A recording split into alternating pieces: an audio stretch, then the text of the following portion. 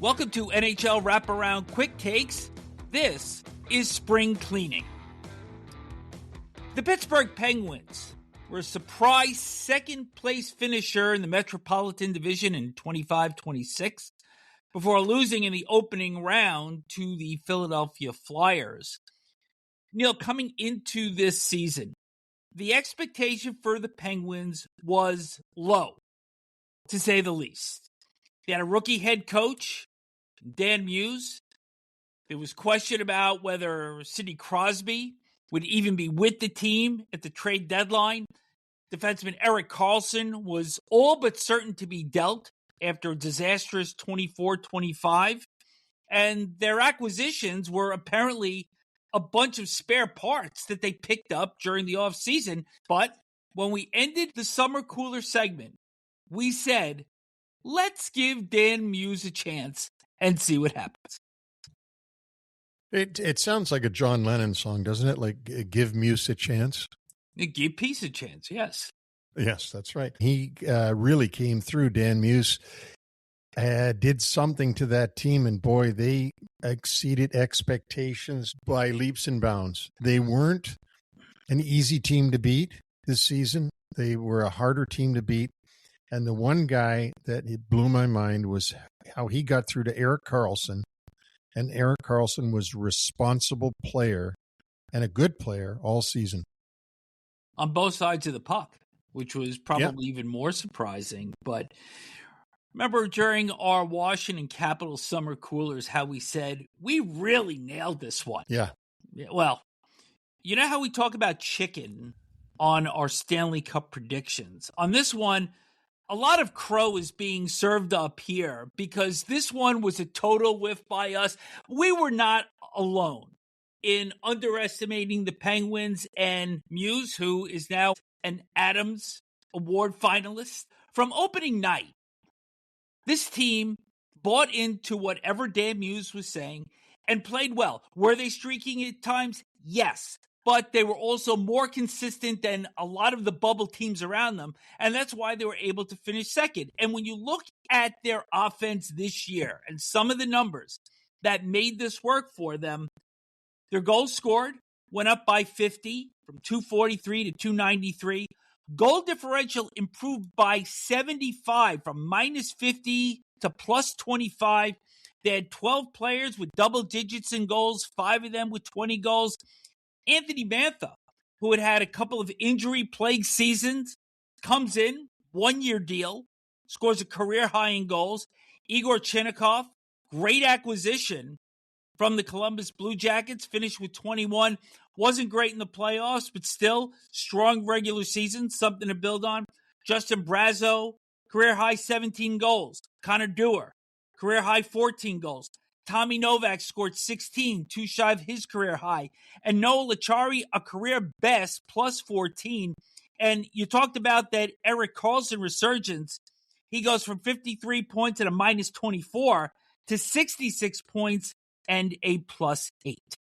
And let's not also forget rookie Ben Kindle, who chipped in with 17 goals and 18 assists in 77 games. Really amazing. And Mike Sullivan had been there for a long time and won 2 Stanley Cups as the head coach of the Pittsburgh Penguins.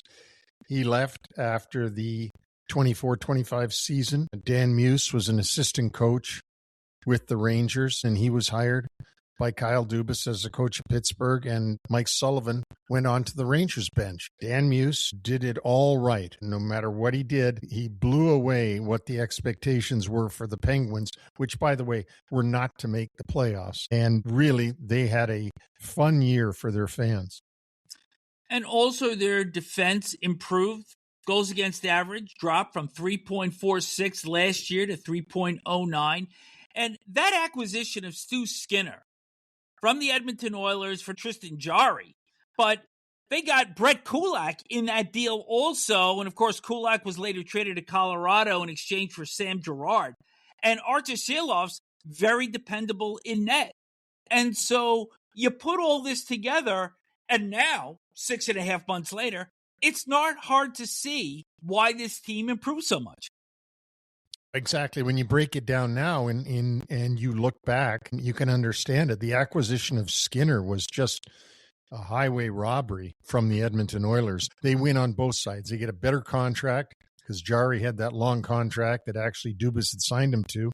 Jari's game was receding as he went down to the minors and threw waivers and came back up. And they were also, as you mentioned, able to get Kulak, that they later traded to Colorado for Sam Girard. And they had Sheloffs sitting there as another goalie for them who's very dependable, as you put it. So everything worked out right to the extent that it could. I mean, everything works out right when you win the cup. But for the Pittsburgh Penguins, this was almost a Stanley Cup season when you look at what the expectations were. There's a lot of work ahead, though, for Dubas this offseason. Every team has somewhat of a unique profile, which is very specific to itself. And I don't think there's any team that is in a more unique situation than the Pittsburgh Penguins. So as we look ahead, they have 5 picks in the 2026 draft. They have 2 in the second round, their own, and Winnipeg's pick in the Luke Schenn deal that took place in 2025.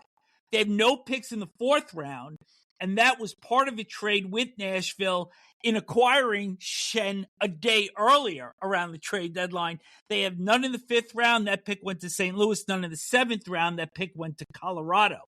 They have $10.2 million in projected cap space before the reset July 1st.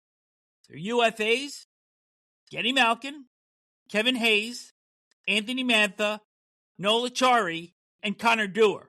4 of those 5 forwards we have already mentioned. On defense, Connor Clifton, Ryan Shea, and Ilya Solovyov. And in goal, Stu Skinner. Their RFAs, Chinnikov, and Artur Silovs. So, a lot to unpack here. A lot of pens to be used to sign these guys, and it depends on who they're going to sign. And if they don't get them signed, where are they going to go to get replacements for them? And there could be a big turnover in Pittsburgh again. You know, I know Malkin wants to come back. Crosby wants him back. That's all been said publicly. Anthony Mantha had a great year, but is he the modern day Warren Young? It's going to have this great year in Pittsburgh and then go sign somewhere else. Yeah. And Nola Chari, real good year, real good player, you know, put his life on the line every night for them. I mean, there is a lot of work to be done in signing these guys, and Stu Skinner, of course, as well. So it's going to be a very busy summer for the Pittsburgh Penguins.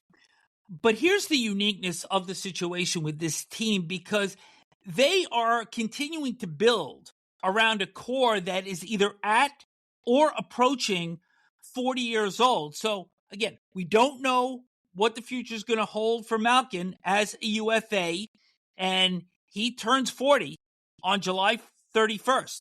Crosby turns 39 a week after. Chris Letang already 39. Erik Karlsson 36 on May 31st. Brian Rust turns 34 next season, and Rickard Rakell is 33. So put this in a package here, Neil. All of this went right this year. A lot of your core players were excellent. Your support players were excellent, and many that we just mentioned had career years. But this could end up like the Washington Capitals did this year, where last year, all of these players, like 8 or 9 of them, had career seasons, and then there were injuries, and there were drop-offs, and they wound up missing the playoffs. This situation could be setting itself up the exact same way. And you know what? Maybe they'll go out in the summer and sign Corey Perry and Brent Burns, and then they could have a couple more guys that are of that age. You know what? I think you're absolutely right. It's set up for them to regress if they don't get some young guys and keep this thing going. I'm really impressed with Dan Muse. We can't say it enough. He got the team to buy into whatever he was selling. They had a lot of career years. And we were saying this at the end of last year about Spencer Carberry. He did a fantastic job with Washington and got them to buy into whatever he was selling. That was the great Ovechkin record-breaking year. Remember, they battled Winnipeg for the President's Trophy all season long. And then now this season missed the playoffs. Are we saying that's going to happen to Pittsburgh? No. But I would think it's a lot of work, and I'm anxious to see what they do. But for now, doing spring cleaning and cleaning out our locker here with the Pittsburgh Penguins, we've got to look back and say we were very wrong on how this thing would end up. They were able to have a real good season, and they're going to have to make that future themselves this summer, the management, and work on it. But they get an A+ for this season.